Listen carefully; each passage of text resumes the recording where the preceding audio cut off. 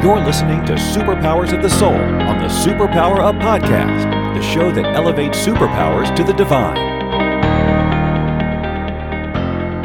Hello, everyone, and welcome. I'm Jennifer Urezzio, superpower expert and founder of Soul Language, and this is Superpowers of the Soul.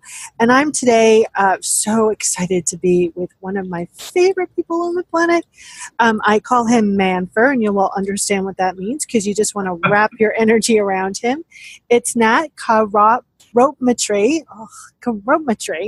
And we're talking about the consciousness of love today. Nat, welcome to the show.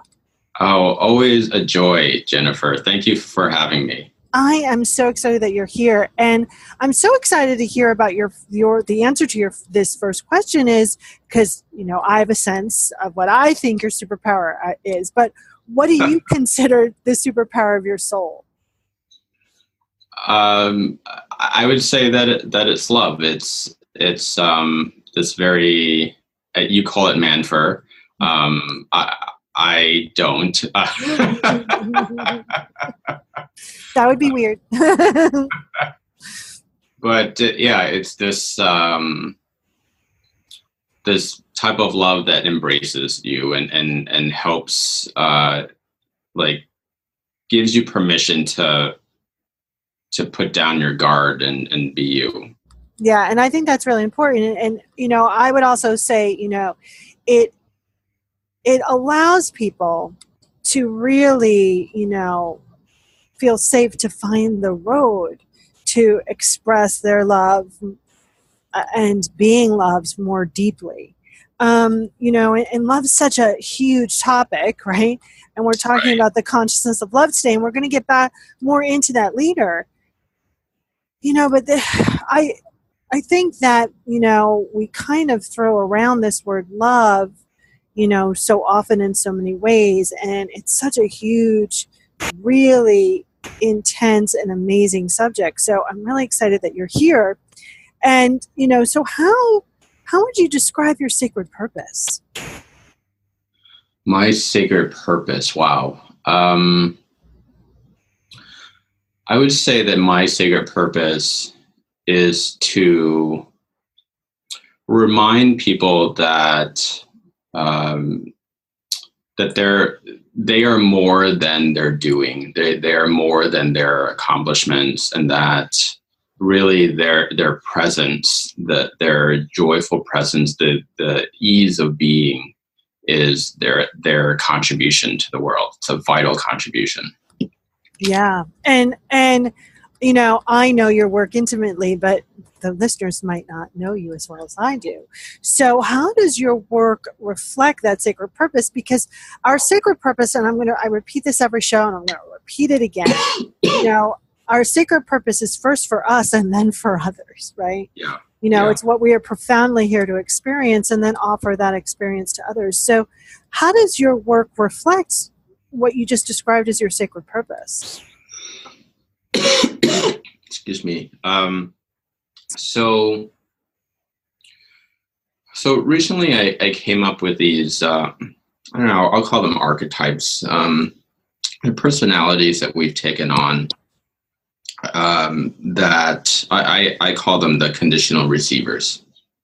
And they're personalities that we've taken on that help us see, well, let me step back.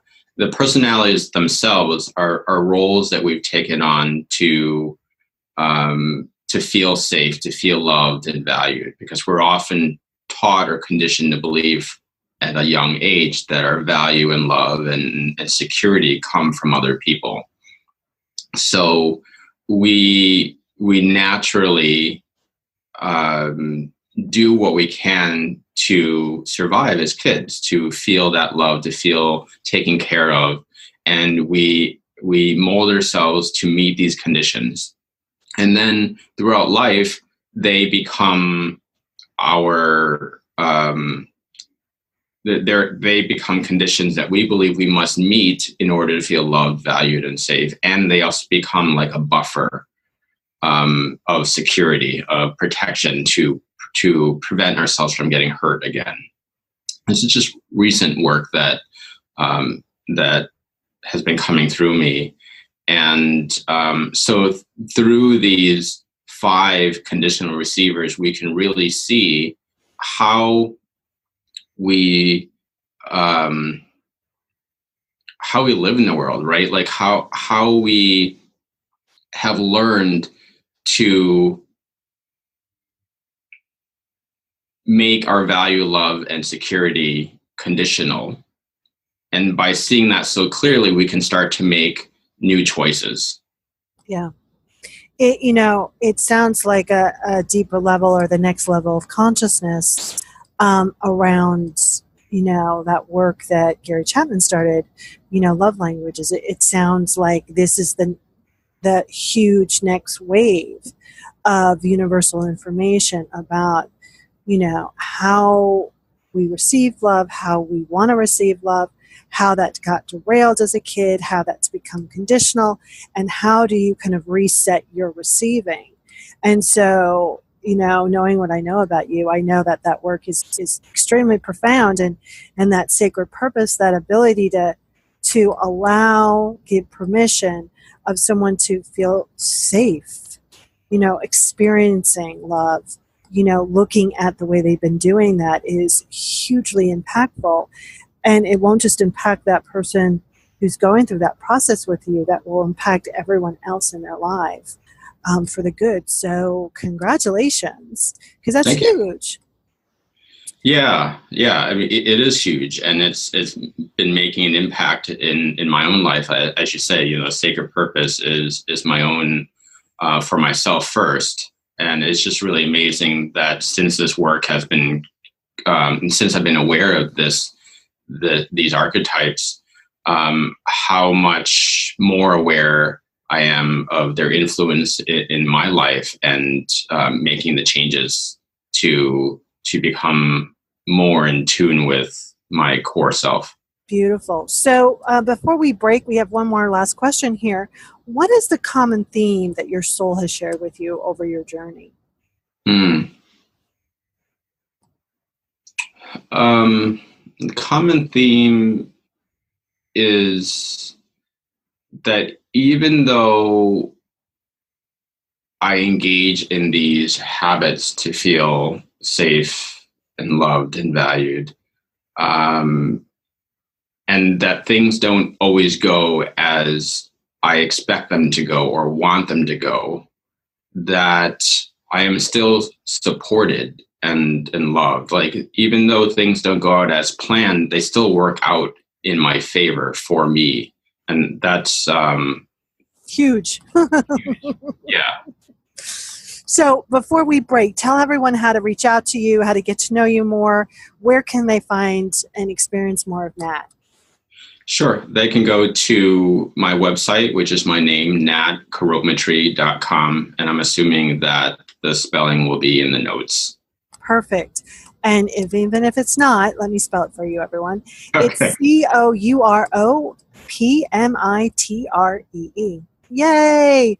Okay, so don't go away. Join us in a couple minutes here, and we're going to be talking about the consciousness of love. Are you here to change the world? Do you talk about things like vibration, frequency, awakening, and consciousness? Are you pretty sure you have superpowers? The Superpower Net is unlike normal coaching programs and conscious communities. We provide training, intuitive guidance, peer-to-peer learning, intensive one-on-one coaching, and a high vibrational network of people just like you. When you join the net, you get 24/7 access to a collaborative group of people who support you as you master your personal power and unlock your superpowers. If you're ready to use your superpowers to change the world, then join the Superpower Net today. Visit superpowerexperts.com/thenet to learn more. Well, welcome back, everyone. It's me and Nat, and we're going to be talking about the consciousness of love. So, Nat, you know what? One of the main things that annoys me is that people talk about conditional and unconditional love. Because there's no such thing, Nat, as conditional or unconditional love, right? True. If you're in the consciousness of love, you're in the consciousness of love. If you're not, you're in some other kind of level of consciousness. So Right. what does it feel like when people are in that consciousness of love? How do they know that they're there? They have a sense that they have a sense within that all is well. They have a sense of ease and a sense of peace. They have access to information that supports them in a different way versus being in a consciousness of fear or anger or something else, right? Like it's like a radio station, whatever station you're tuned into is the information that you get. Love it. So you talked a little bit briefly about these archetypes. Can you go in a little more and how can our listeners move into more of consciousness of love? Like, how can we give them a down and dirty tip that they can start doing it today or really being it today? Excuse me. Yeah, absolutely. So first of all, about the conditional receivers, there are 5. There's the perfectionist, there's the overgiver, the prover or the earner, and the what I call the no-needer, the strong person, and the sacrificer. And now, can you be a mixture of some of them? Yes, absolutely. I am all 5. Oh, good for you. Yay! Yeah, and they will present themselves. One might become more dominant in various situations, but I am all 5. But the ones that influence me the most are the perfectionist and probably the overgiver, and those probably are the 2, and the sacrificer. So I'll be totally transparent, everyone. I am the overgiver, and I'm the no-needer. No, I got it. Right. Nope, that's okay. No, I'm good. Yeah. I don't need, yeah. So I think that it's really important that once you're aware of which of these conditional receivers you are, to not judge yourself, to really acknowledge that you chose these roles and they served you in a part of your life, and that if you're listening to this and you want change, you're just at a point now where you're realizing this way of being is no longer serving you, and we can open up to a new way of being. So with each of the conditional receivers, I have a statement, but the simplest that applies to all is saying to yourself, I am open to seeing myself in a different way.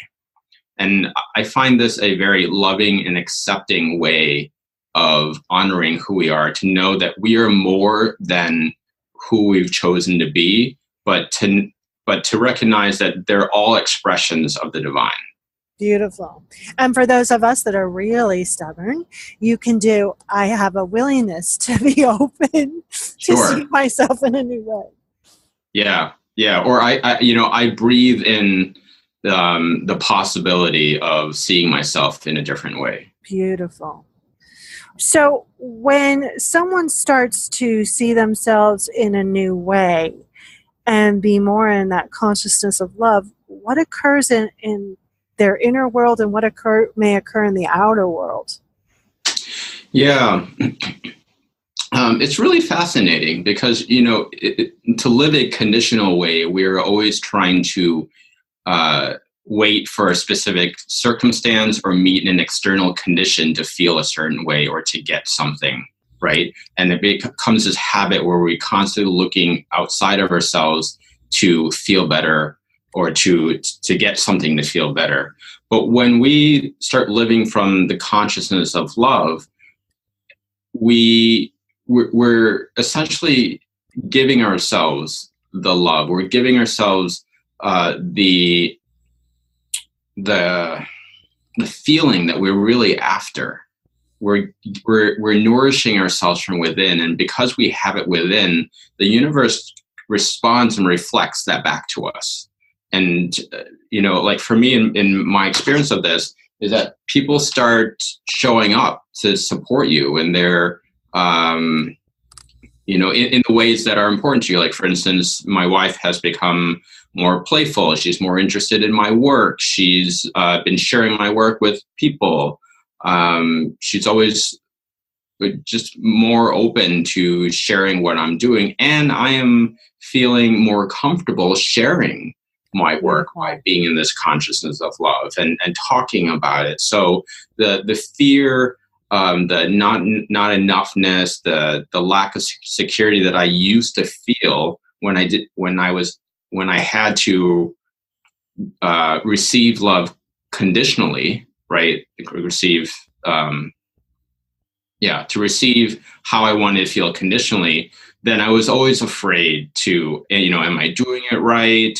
Am I saying the right thing? Is it good enough? But from the space of love, a lot of that just fades away. Beautiful. Really, I would really suggest that people re-listen to this podcast again, because there's so much meat in a very brief amount of time. And we're getting down to our last two questions here. So the first question is if there's one thing that you want the listeners to remember today, what would it be?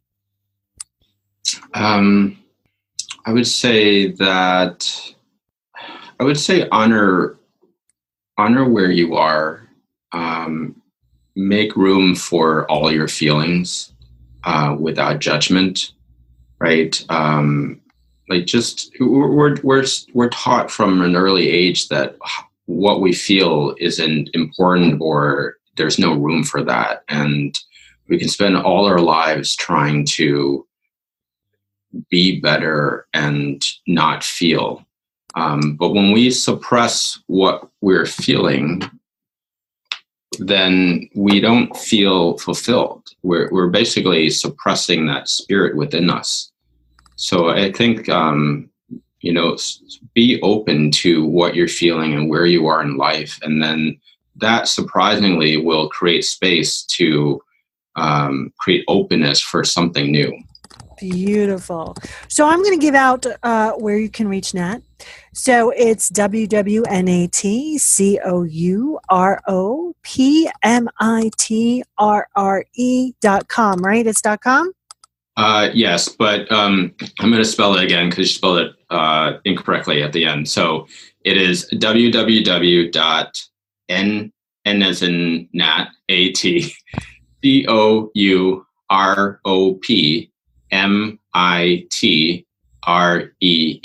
So funny. That's exactly what I have written down, and who knows where I messed up, but thanks for the good catch. So the last question is if you were a magnet on what you call your higher power refrigerator, I call that God, what would your magnet say? Wow, say so many things, but but it would say that you are already loved.